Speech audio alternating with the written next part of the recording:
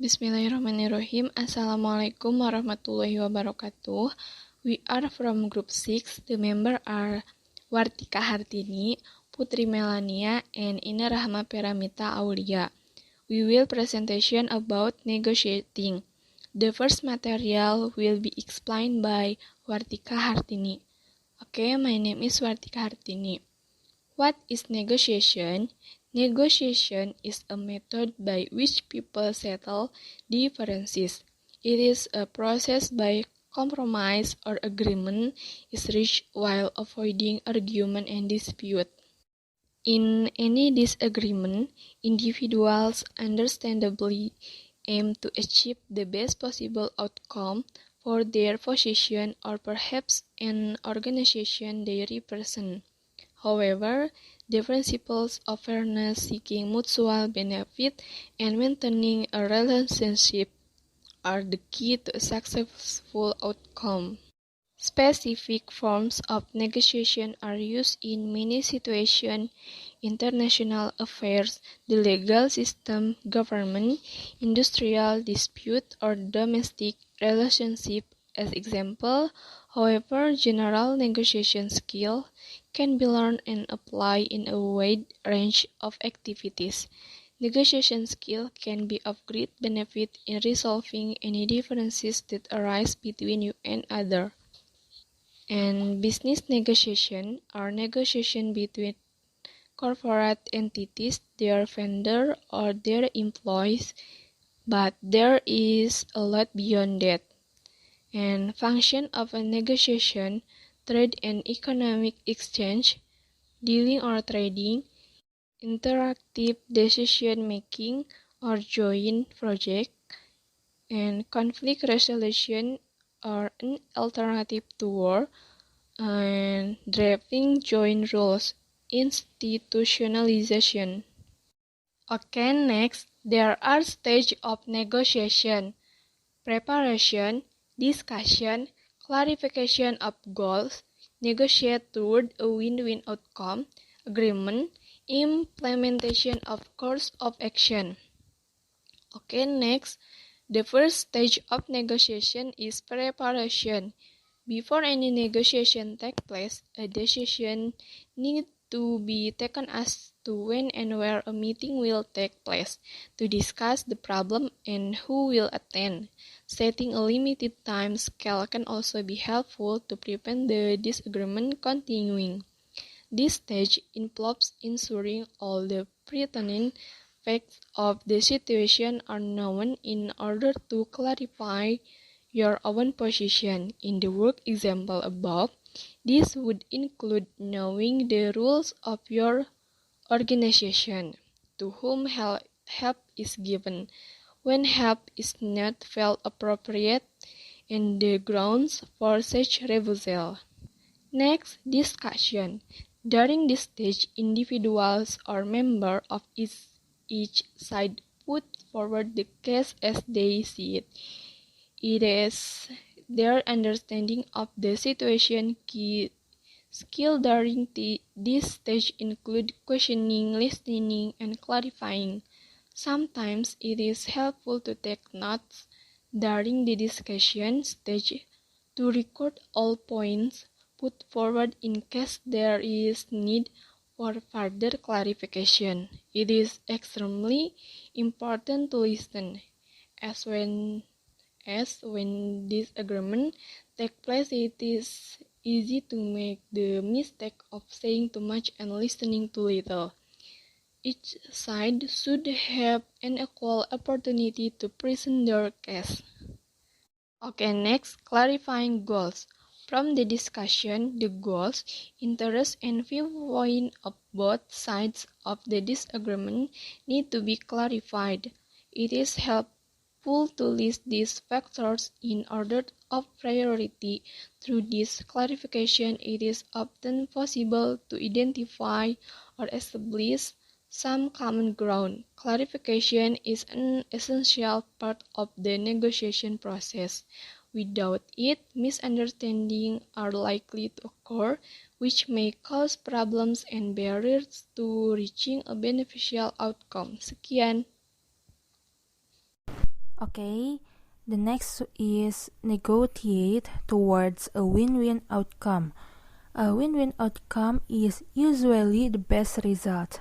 Although this may not always be possible, through negotiation it should be the ultimate goal. Next is agreement. It is essential for everybody involved to keep an open mind in order to achieve an acceptable solution. Any agreement needs to be made perfectly clear so that both sides know what has been decided. Next is implementing a course of action. From the agreement, a course of action has to be implemented to carry through the decision. So we have to work on the decision that have been made, because we need to do that to get what we want from the agreement. And next is failure to agree. If the process of negotiation breaks down and agreement cannot be reached, then rescheduling a further meeting is called for. This avoids all parties becoming embroiled in hate, discussion, or argument, which not only waste time but can also damage future relationships. Informal negotiation.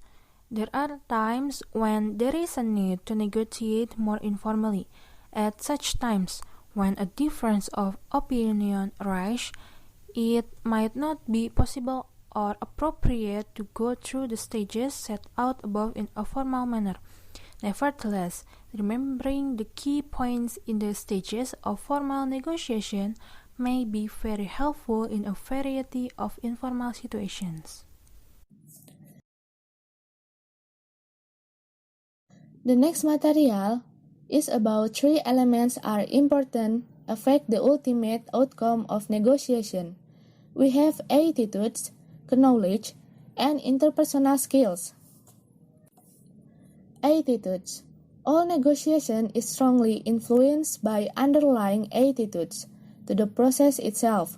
For example, attitudes to the issue and personalities involved in the particular case, or attitudes linked to personal needs for recognition.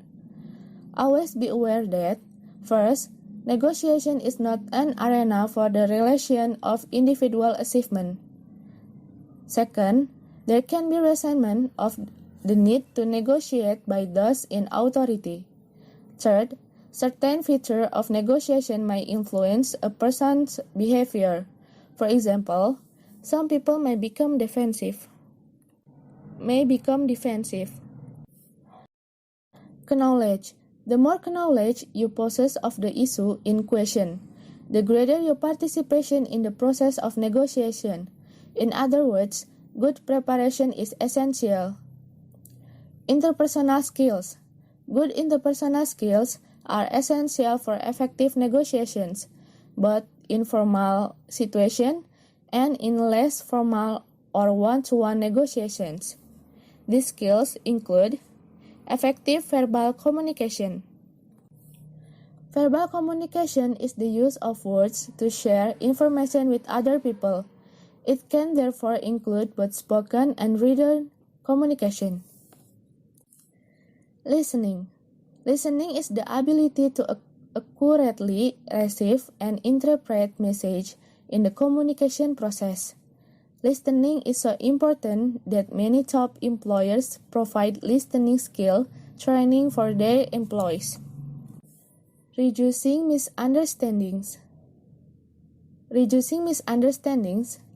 There are reflecting, clarification, and ladder of inference.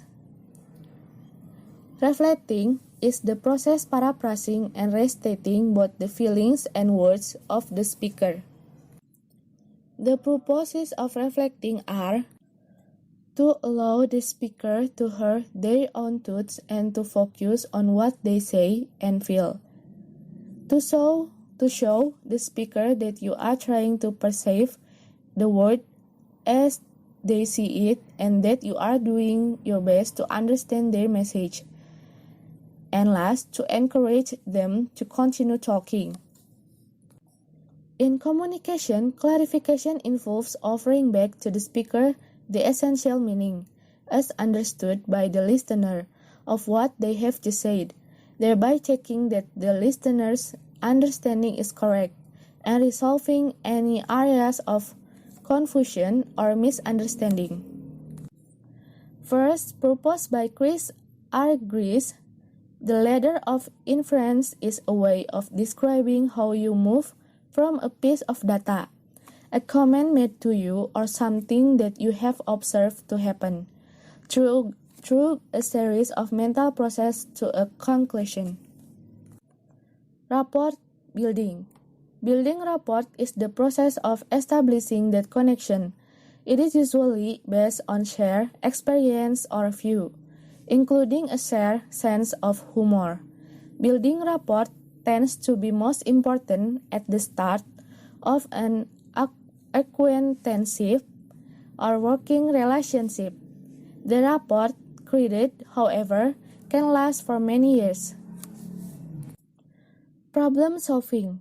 Problem solving skills are highly sought after by employers as many companies rely on their employees to identify and solve problems. A lot of the work in problem solving involves understanding what the underlying issue of the problem really are, not the symptoms. Dealing with a customer complaint may be seen as a problem that needs to be solved, and it's almost certainly a good idea to do so. Decision making. What is decision making? In its simple sense, decision making is the act of choosing between two or more courses of the action. In the wider process of problem solving, decision making involves choosing between possible solutions to a problem. Decision can be made through either an intuitive or reasoned process, or a combination of the two. Assertiveness. Being assertive is not the same as being aggressive. On the contrary, assertiveness means standing up for what you believe.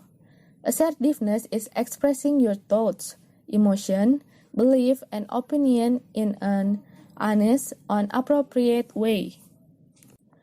As assertiveness should be encouraged in others, it is also important to remember that we should always respect the thoughts, feeling, opinion, and belief of other people. People often find it easier to avoid communicating something that they think is going to be controversial or bad, putting off the communication and letting the situation fester. A manager may hold off telling an employee that their standard of work is unsatisfactory. You may put off having that difficult conversation with your partner, especially if it concerns some kind of wrongdoing, financial or emotional issue. A child may put off telling their parents that they are struggling with classes at school. Most people can think of times when they have put off having that difficult conversation. Dealing with difficult conversation, recommended skills include information gathering, being assertive, being empathic, being prepared to negotiate, using appropriate verbal and non-verbal language, listen, and staying calm and focused. And this is the example of dialogue negotiations. The dialogue tells about Sunburst, a Mexican company, is negotiating a contract with Gemini, a Taiwanese company for the manufacturing of PC mainboards. John Liu is the production manager for Gemini, and Cynthia Chase is the purchasing manager for Sunburst.